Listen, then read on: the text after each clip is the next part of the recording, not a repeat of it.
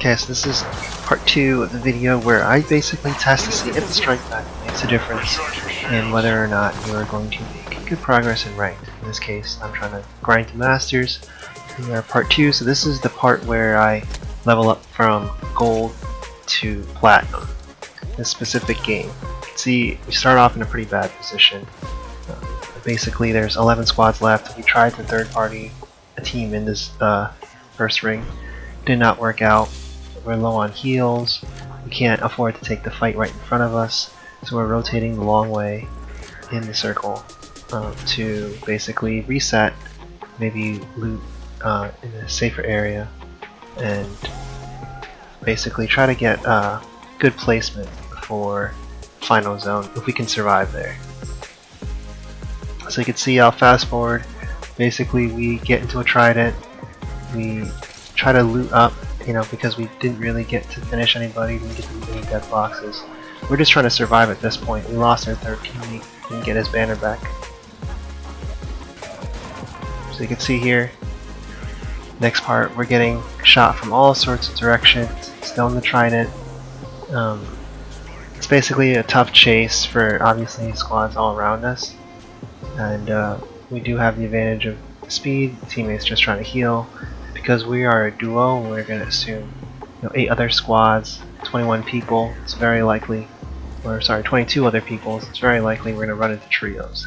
So we basically want to get into good position and just camp, and then third party, try to get loot that way, try to place top 5, ideally top 3. So in this next clip, team and I are still camping. We basically see someone running out in the open. It's a bloodhound. I hit for probably 170 or so damage. I'm trying to capitalize on that, and the Revenant says let's push, so I say okay, take the jump pad out. This is my mistake, but this guy right here, actually I thought perhaps was still healing, and it looks like it's a different person, and so I don't get enough cover, and I didn't realize that someone was popping around the corner. I was hoping to hit the jump pad first, so I don't actually get that opportunity, and to their credit, they're able to send me back. Don't get to capitalize, but that's okay. This time I'm a little bit more careful because I know where he is. So you see I did 64 damage there, and would probably want to say that's a good at least 25 meters away, so they're kind of hiding behind that rock. I think that's, again, if you struggle with recoil control, that's really where the strike pack will come in handy a little bit. Obviously you still have to know where to push. At this point it's 2v2. We know they're going to try to get a res, and that's why my Revenant threw his tactical, just to try to prevent that res. So I only did 11 damage to that Revenant, and so I'm hiding again. And I think I did a lot of damage to that Revenant again. In this case, I knocked the Octane. So far we have done damage to the Octane, which I thought that was the guy I immediately fried, and he's right behind this car.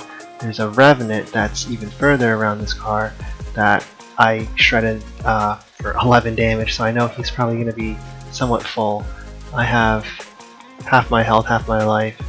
My teammate is right behind me, as you can see, so I know we could probably gang up on this Revenant unless their third teammate is close by, but I'm hoping their third teammate is probably here healing.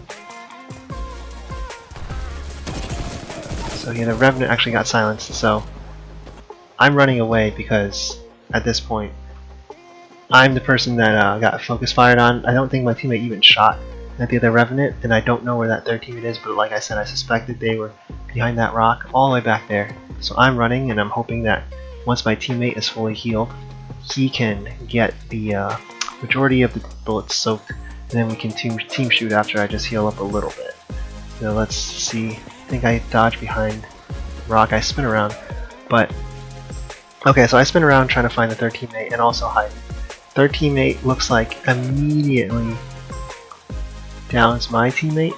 My teammate had full health and 2 bars in the process of healing, and he was down right there, which was exactly where I downed that Revenant. So I have to assume that third teammate was probably here and maybe ran up behind and just caught my Revenant teammate by surprise. So my goal was to kind of heal, which I do. I do take the jump pad back, but I have, what, 25% health, no chance. My teammate gets thirsted, and I'm just throwing throwables at this point. But you could see that it looks like their teammate is getting pecked at by these bullets over here. So whatever team's over here is shooting down at them. So I know they're probably going to take an angle that's, you know, behind this rock, like probably over here, and they're one person as opposed to a team of 3. So now I'm a little bit more aggressive. Octane's slowly healing his health, and I have half my armor, so I think I can be a little bit more mindful on how I take this fight. So here I know he was running away from the other team, so he's queuing. He failed the climb. This Wraith did not get the climb that he wanted to. I don't know what happened there for him, but he basically mistimed that jump, forced to come back here with no cover, and it was not a good, basically a Wraith tactical, because he came out just as my crosshairs were there. So this case I think is kind of an excellent way of maintaining your distance. I don't think that particular engagement at the very end had much to strike pack, just kind of game awareness.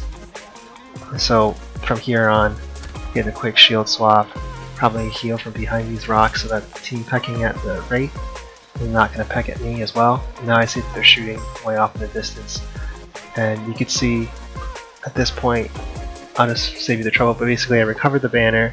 There's a respawn beacon very nearby.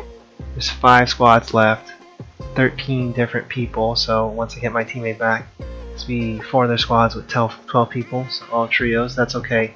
Again, our goal is to basically survive until maybe a late third party and try to win the game. Okay, so next clip, I get my teammate back, respawn him, manage to get a red shield, and the team knows we're here. Kind of brainlessly pushes by themselves, this Loba, and the Loba's teammates don't come. I don't know why, but we're kind of anticipating them to run to the door. They don't. The Loba backs up into the storm and just dies. Now the Fuse is saying they don't have much room to work with, but we do have a heat shield, so I simply just armor swap, realize they have a Kraber, and I'm at this point obviously listening to footsteps, so I know that the Loba's teammates are not pushing. And Rev follows up on my example.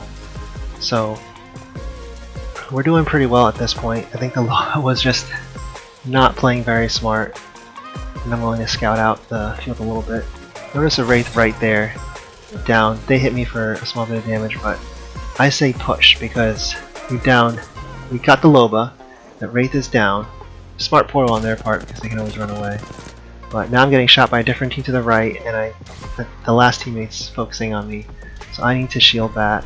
Hopefully my Rev, you know, can try to finish the job. So I see he's above, looking down at them, and I think we hear a res at this point. So we're looking down where they're gonna hide, and no problem, right? So that team, even though they had red armor, I think Loba had red armor, the other two had red armor, they did not play that very well. Loba kind of just ran in there. I'm pretty sure that was a solo queue team, not a pre-made team. But these are the types of advantages you have to push for when you're a duo. So I think there's only a minute or 2 left in this game, but you see we aren't trying to do anything. There's 3 squads left. We are a duo, and we're gonna wait for the other 2 teams to fight each other if we can help it. If those 2 teams don't fight each other and just try to play smart, then we are most likely the first ones that will get eliminated unless we have amazing position, but in this case we don't. Look at the top right now, you can see that the kill feed is going on, or the knock feed. So we have Valkyrie knocking Fuse, Bloodhound knocking Seer. I just downed someone, so that was the last person on the team.